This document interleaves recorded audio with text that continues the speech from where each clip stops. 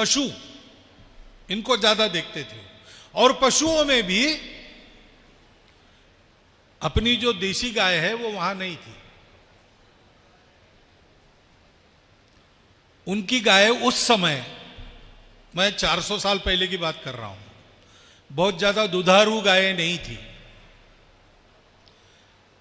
उनकी नस्ल सुधार के लिए भारत से साहिवाल और रेड सिंधी, इनको वो ले गए और उनके साथ क्रॉस ब्रीडिंग करके धीरे धीरे उन्होंने अपनी प्रजातियां विकसित की, दूध वाली, होल्स्टीन फ्रीजन, जर्सी वगैरह जो हम सुनते हैं ना, उसके लिए उपयोग हुआ है भारत के ब्रीड्स का। और इसलिए जानवरों के शास्त्र में उन ब्रीड्स को, होल्स्टीन, जर्सी वगैरह ऐसे ब्रीड्स को ब्राह्मण कैटल कहते हैं। जो है वेटरनरियंस वो जानते हैं, उनको ब्राह्मण कैटल कहा जाता है। उनके पास नहीं था, खेती में घोड़े का उपयोग होता था। और इसलिए गाय चाहिए तो क्यों चाहिए? तो दूध देती है, और दूध नहीं देती है तो मांस देती है, मांस खाना है। उनकी दृष्टि वचनी थी। उनके परिस्थिति में वो सोच रहे थे, ठीक है। लेकिन वही बात इधर भी ला दी उन्होंने। मैं जानवरों का डॉक्टर हूं, मैं पढ़ा हूं, तो हमको सिखाते समय और हमारे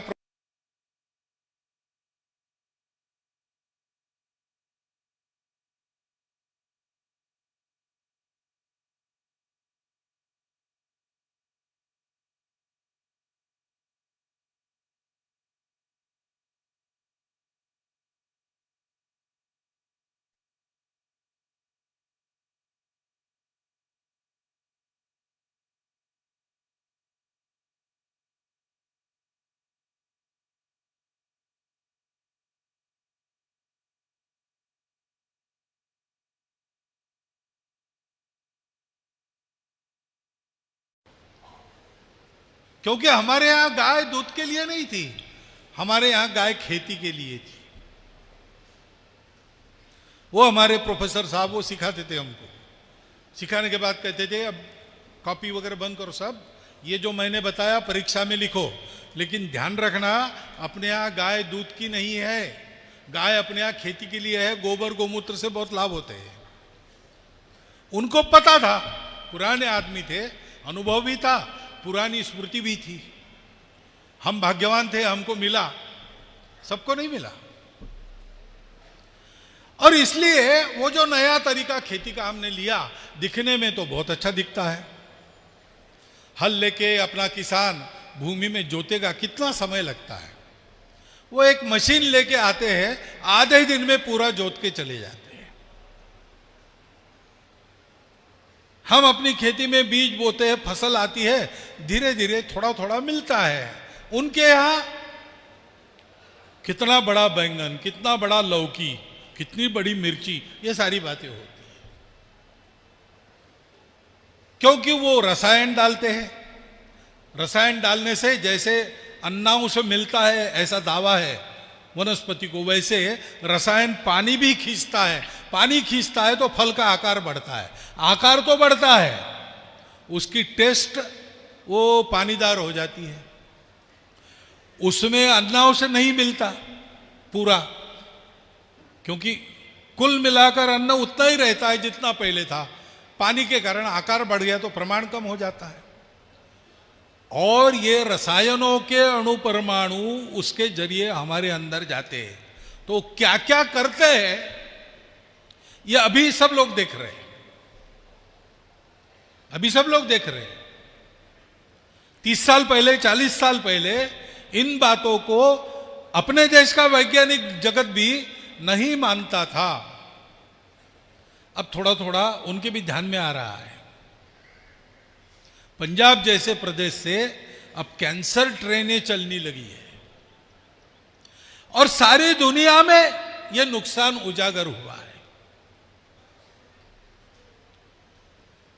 बहुत आगे चले गए पश्चिम के लोग इसमें, अब पीछे भी आना है उनको, बहुत धीरे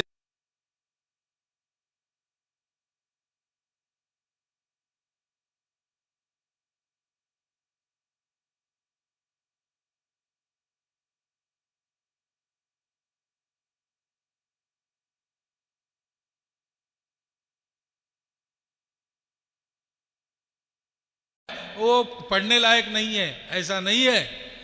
लेकिन आगे क्या कहा है, संतः अच्छे लोग परीक्षान्यतरत भजन्ते, परीक्षा करके फिर स्वीकार करते हैं। दूसरों के कहने पर वैसे के वैसे बात स्वीकारता है, उसको मूर्ख कहा गया। मूढ़ पर प्रत्ययनीय बुद्धि ही। तो अब हम अनुभव ले चुके रासायनिक खेती का। खेती की तात्कालिक उपज बढ़ाकर, अनाप शनाप बढ़ाकर अन्न को, जल को, भूमि को, वायु को, मनुष्यों के शरीर को विषयुक्त बनाने वाले तंत्र का लंबा अनुभव हम ले चुके। उसके नुकसान हमारे साक्षात है। और उससे भी लंबा अनुभव जो हमारे विस्मृति में चला गया, वो हमारे अपने तंत्र का है। वो स्व का तंत्र, अपनी कृषि का तंत्र, गौ आधारित कृषि का तंत्र। 10,000 साल हमारी जमीन जोती जा रही है, आज भी वो उपजाऊ है। अफ्रीका की कुंवारी जमीन थी, पाश्चात्य लोग वहां गए, अपने तंत्र से खेती की, 400 साल के अंदर वो बंजर बन गई। ये अनुभव है। तो हमारे पास जो है पुराना है, लेकिन वो लाभ की बात है। उसमें जो ज्ञान है वो शाश्वत है, तब भी सत्य था, आज भी सत्य है। उस ज्ञान को जीवन में उतारने के लिए आज के समय के अनुरूप तरीके हमको खोजने पड़ेंगे। क्योंकि हमारी जो कृषि है, स्व की कृषि, वो कृषि, पहली बात है, वह कृषि अपने जन्मदात्री धरित्री को नष्ट नहीं करती।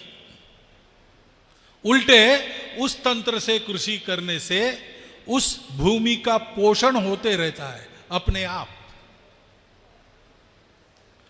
वह कृषि प्रकृति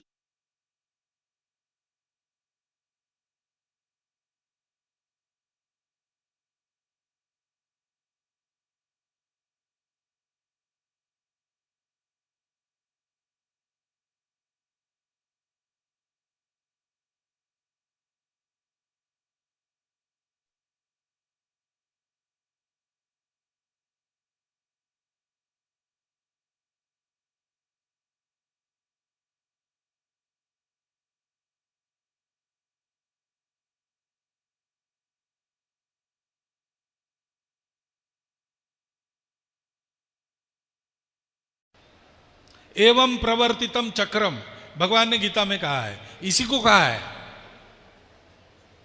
ये चक्र है। सब लोग कुछ ना कुछ एक दूसरे को देते। सृष्टि की सारी जड़ चेतन चीजें, हर एक की अपनी जगह है। मैंने आज वहां भी एक स्मरण बताया, संस्मरण विनोबा जी भावे का। उनको कुछ किसान मिलने के लिए आए थे, चर्चा चल रही थी। उन्होंने कहा कि आजकल हमारे गेहूं पर एक कीड़ा बहुत भारी लग रहा है। पहले आता था लेकिन चला भी जाता था, जा ही नहीं रहा है, सब करके देखा। तो विनोबा जी ने कहा कि ऐसे ही होगा, और मेंढक मारो, बोरे में भर भर के भेज दो यूरोप अमेरिका में। क्योंकि विज्ञान के प्रयोगशालाओं में प्रयोग करने के लिए उपयुक्त एक गिनी पिग है, दूसरा ये मेंढक है। और इसलिए मेंढकों का एक्सपोर्ट एक व्यवसाय था, उसके पैसे अच्छे मिलते थे, तो मेंढक मार मार कर भेजे जाते थे। तो विनोबा जी ने ऐसा कह दिया, किसानों को समझ में नहीं आ रहा, हम बता रहे गेहूं पर कीड़ा पड़ा है और आप मेंढक की बात कर रहे हैं। लेकिन थोड़ा, क्योंकि खेती में थे तो निरीक्षण तो था ही, थोड़ा विचार करने के बाद उनके ध्यान में आया कि जो कीड़ा उस बीमारी को गेहूं पर लाता है उसको मेंढक खाता है। मेंढक ज्यादा हो गया तो उसको सांप खाता है, सांप ज्यादा हो गए तो उसको मोर खाता है। अपने खेती में ये तीनों रहते हैं, वो चौथा कीड़ा भी रहता है। अब ये जो चक्र है, हमारी अपनी खेती अपने तरीके से जब हम करते हैं तब इस चक्र को पहचान कर हम चलते हैं। और हम जानते हैं कि बीमारियों का भी एक स्थान रहता है जीवन में कंट्रोल के लिए। तो विशेषता देखिए, सारे रासायनिक पेस्टिसाइड्स वगैरह है वो मार देते हैं, समाप्त कर देते हैं, लेकिन समाप्त कर देने से सृष्टि के चक्र में एक गैप तैयार हो जाती है। वो कहाँ ले जाएगी हमको पता नहीं। वो जो है हमारे लिए संकट है, बीमारी है, लेकिन उसकी भी जीवन चक्र चलने में कुछ भूमिका है। तो हमारे जो देशी दवाइयाँ हैं, गौ आधारित पेस्टिसाइड्स वगैरह जो है हमारे, वो पूरा मारते नहीं, उसका उपद्रव ना हो ऐसा उसको लिमिट कर देते हैं, भगा देते हैं या उसकी संख्या कम कर देते हैं। तो चक्र तो चलते रहता है लेकिन उपद्रव समाप्त होता है। अब ये परंपरा से हमने सीखा है, हमारे पास ये ज्ञान है। आज का विज्ञान इस ज्ञान का पूर्ण समर्थन करता है। तो क्यों हम वो रासायनिक खेती को चिपक जाएं? हम इस बात को करें, गौ आधारित खेती करना पड़ेगा, करनी पड़ेगी। उससे बहुत सारी बातें होती है। गौ आधारित खेती करने से हमारा किसान स्वनिर्भर था, उसको कहीं किसी सोसाइटी में जाना नहीं पड़ता था, किसी बैंक से लोन नहीं लेना पड़ता था। अपना खाद, अपनी दवाइयाँ, अपने घर के बच्चों के लिए दूध, ये सारा कुछ वो अपने घर में कर लेता था। खेत को जोतने के लिए बैल भी वहीं से मिलता था और इसलिए लागत एकदम कम हो जाती थी। वर्षा पर निर्भर था, लेकिन वर्षा के जल को कैसे भंडारण करना, कहां से कहां लाना। नदियों में कुछ बांध तो पहले से बने थे, लेकिन बड़े बड़े बहुत बांध नहीं थे। तो नदियों के पानी के बहाव को पहचान कर उसको अपने खेती में बिना बांधे कैसे मोड़ना।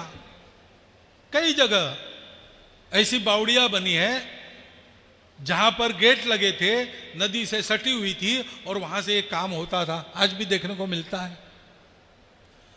तालाबों की एक व्यवस्था कई जगह मिलती है। ये सब कुछ था, अभी भी थोड़ा थोड़ा है, हमारे पास ज्ञान है। बहुत खर्चीली, प्रकृति के चक्र को बिगाड़ने वाली और सब प्रकार की अन्य आपत्तियां लाने वाली व्यवस्था छोड़ के हम जो है उसमें काम चलाती है, फल उतना ही देती है, फल देने वालों को भी सुपोषित करती है और प्रकृति के चक्र को नहीं बिगाड़ती। ऐसी ये अपनी व्यवस्था लागू करने की आवश्यकता है। अपना किसान परेशानी में है, उसकी बहुत सी मांगे हैं जो पूरी नहीं होती और सब लोग पूरा भी नहीं कर सकते। एक ही उपाय है, खेती करके उसको फायदे में रहना है। तो खेती की लागत कम करनी होगी और खर्चीले उपायों के बिना वो खेती पर आने वाले बीमारी का प्रतिकार कर सके, ऐसा उसको प्रबुद्ध बनाना पड़ेगा। यह संभव तभी है जब ये गौ आधारित कृषि, अनेक प्रकार की फसलें एक ही समय एक ही खेत में लेना हमारी पद्धति थी पुरानी, हमारी पद्धति थी। बथुआ का रायता पेट के लिए बहुत अच्छा होता है। बथुआ कहाँ उगता है? खेती आजकल होने लगी क्योंकि बेचना पड़ता है, लेकिन बथुआ तो हमारी खेत के मेड़ों पर मिलता था। छोटा सा फल है बेर, वो बड़ा बेर नहीं, छोटा गोल वाला, जो मां शबरी ने खिलाया था प्रभु राम को। वो कितना पोषक है आजकल उस पर लेख आ रहे हैं। लेकिन ये खेत तो हमारे खेतों के मेड़ों पर बदरी भी रहती थी, बेर भी रहते थे।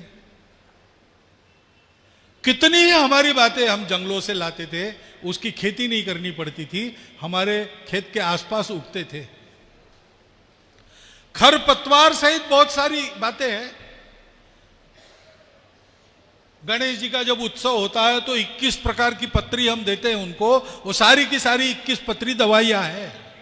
आज जानता है विज्ञान उनको दवाई के रूप में।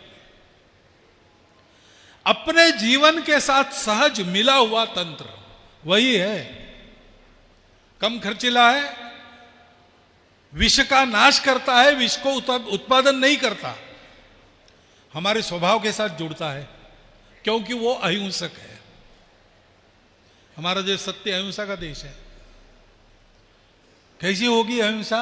इन छोटी छोटी बातों में ये सृष्टि का जो जीवन चक्र चलता है उसको धक्का नहीं पहुंचाना, किसी के मन को दुख नहीं देना, आदि आदि कुछ बातों का ध्यान रखते हुए तो अहिंसा का पालन होता है। उस अहिंसा के पालन में भी वो हमको मदद करती है।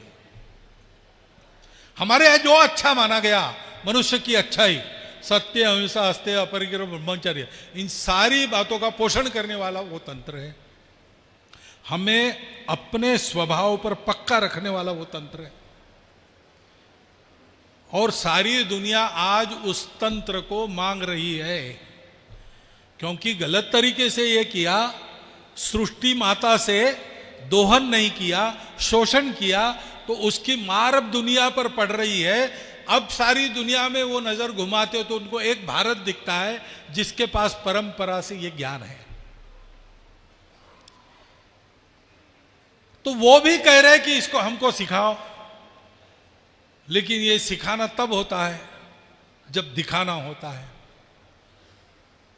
तो उस तरीके के आधार पर लाभकारी कृषि, केवल आर्थिक लाभ वाली नहीं, सारे दुनिया का लाभ हो, नुकसान न हो, ऐसी कृषि, सृष्टि का शोषण न हो, मनुष्यों का भी शोषण न हो,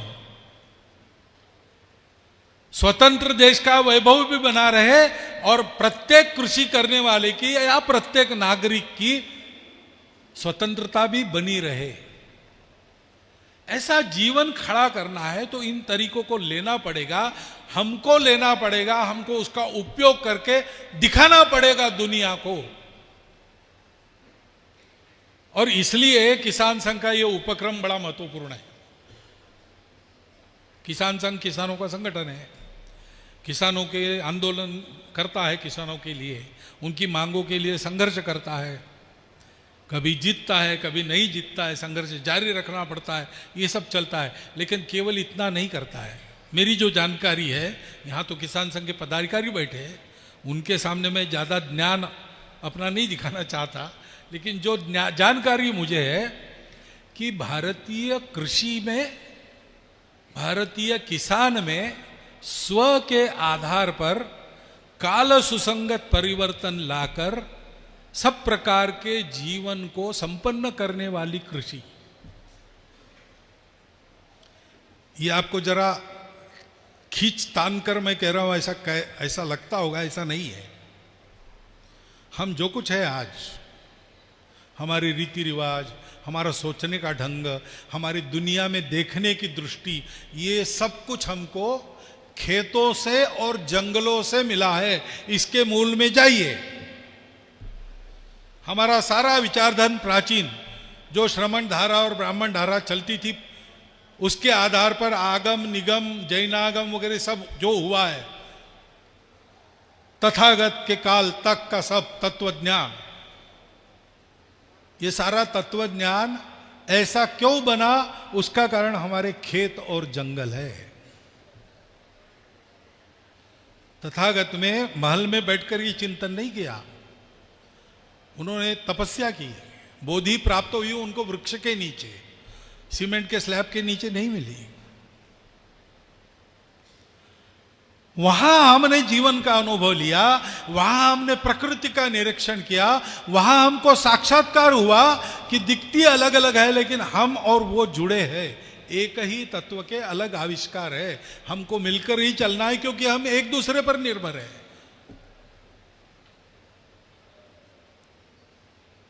और इसलिए भगवत गीता जैसे तत्वज्ञान के ग्रंथ में भी पर्जन्य का वर्णन है, सृष्टि चक्र का वर्णन है, और कहा है कि इसको खंडित करने वाले महापाप के भागी है।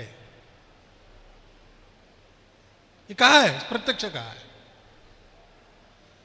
और हमारे जीवन में जो कुछ भद्र है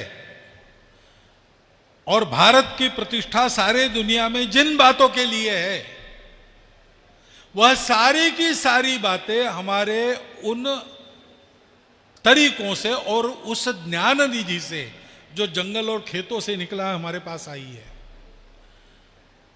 तो इसका मतलब क्या हम अभी कार में बैठना, विमान में बैठना छोड़ दे और बलबंडी से चले? ये नहीं मेरा मतलब है। लेकिन शाश्वत जो अंश है, जो सदा सर्वदा मानवता के लिए आवश्यक है, उसका आज के काल में कैसा प्रकटीकरण हो, ये सोच के प्रयोग करने पड़ेंगे। और इसलिए इस प्रयोगों को प्रोत्साहन देने वाला किसान संघ है। वो केवल आंदोलन नहीं करता, समाज परिवर्तन लाना, उसके आधार पर परिवर्तित व्यवस्था का एक सपना, उसको साकार करना। और ये हम करेंगे सब क्षेत्रों में, तो भारत दुनिया को जो देना चाहता है, जो दुनिया चाहती है भारत से मिले, और जो देना दुनिया को भारत का कर्तव्य बनता है आज की स्थिति में, वो करने के लिए सक्षम होगा। और इसलिए जो कार्यकर्ता यहां पर आए 426, वो केवल किसान संघ के कार्यकर्ता है और प्रचार प्रसार करते, आंदोलन करते, ऐसा नहीं। किसान संघ जिस विचार पर चलता है उसको जीना उन्होंने प्रारंभ किया है। वो स्वयं कृषि करते हैं, जैविक कृषि, गौ आधारित कृषि करते हैं। उनके अनुभव मैंने सुने। देश भर में घूमता हूं तो जगह जगह ऐसे प्रतिमान दिखते हैं।